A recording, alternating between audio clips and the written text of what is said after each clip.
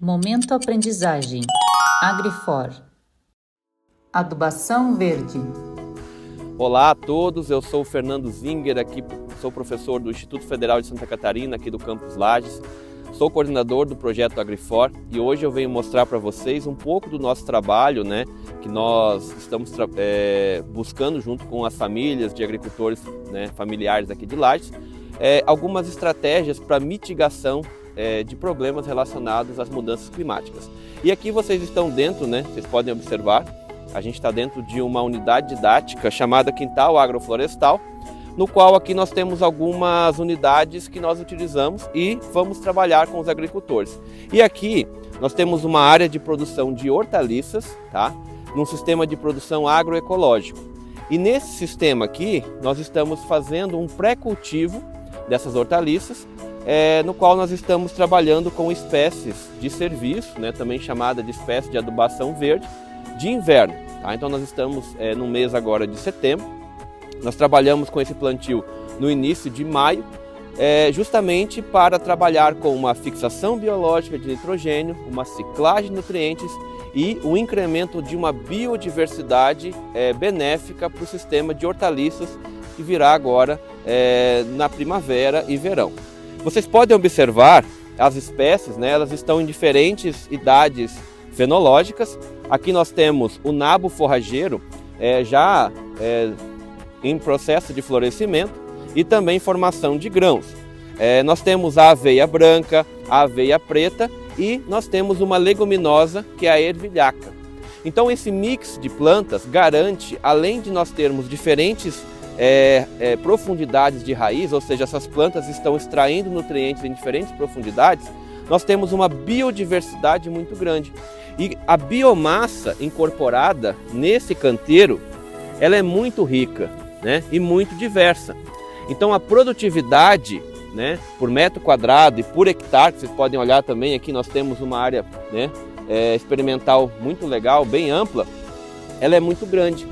E o que a gente vai fazer aqui agora? O manejo dessas plantas, ela pode ser feita de várias formas. O agricultor ele pode roçar essa área e fazer o plantio sobre o canteiro, que já está pronto, já foi preparado, ou então ele cobrir essa área com uma lona, durante aproximadamente 8 a 15 dias, dependendo da temperatura e radiação solar, e ele então vai criar uma camada de material orgânico, e realizar o plantio diretamente sobre essa palhada.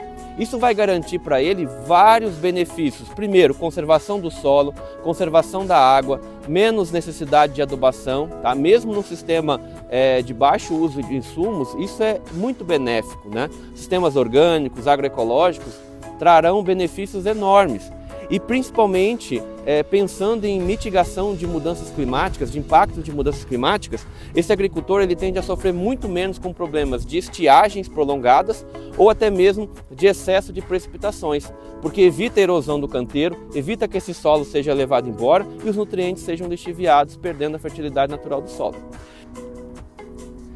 Aqui então nós podemos observar que essas plantas, que hoje tem uma grande quantidade de nitrogênio acumulado, essas plantas que são gramíneas, leguminosas, como a aveia, nós temos a ervilhaca, essas plantas elas estão fixando nitrogênio, incorporando essa biomassa vegetal que será utilizada pela cultura seguinte. Então aqui nós podemos entrar de forma assim muito técnica, com brássicas, como repolho, brócolis, couve, culturas como milho, feijão, que se beneficiarão muito desse processo de rotação de cultura. Isso aqui garante uma biodiversidade, como eu falei, fantástica, e principalmente controle de pragas, doenças e também plantas espontâneas que muitas vezes acabam competindo com a cultura de interesse. Criando essa camada vegetal de matéria orgânica, dificulta muito a germinação de sementes de outras espécies indesejadas. E também garante uma manutenção de biodiversidade natural desse solo por um longo período, que nós chamamos de uma resiliência. Então hoje pensando nos temas como saúde única, saúde do solo, saúde do meio ambiente como um todo, E na agricultura regenerativa, essa prática ela é fundamental, pensando não só na produção de hortaliças, mas também na produção de grãos, né, como um todo. Então, a adubação verde, seja de inverno ou de verão, ela só traz benefícios para o agricultor.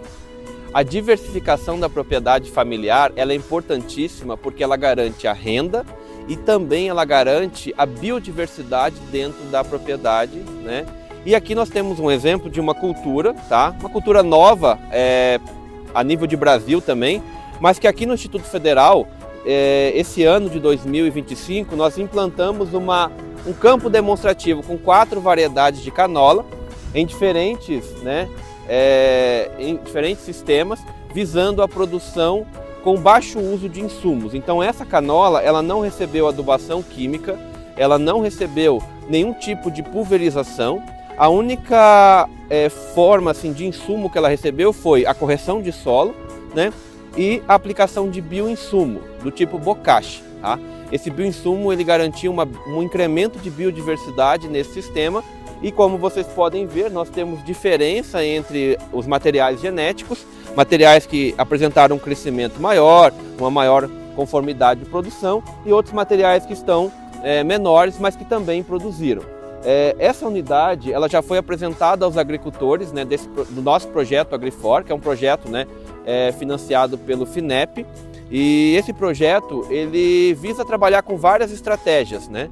Assim como nós temos a adubação verde, rotação de cultura, plantio direto, entre outras, né, que serão trabalhadas. Mas aqui é um exemplo de uma cultura para apresentar aos agricultores, que quem sabe aí pode virar uma nova estratégia de mercado e uma diversificação de renda na propriedade.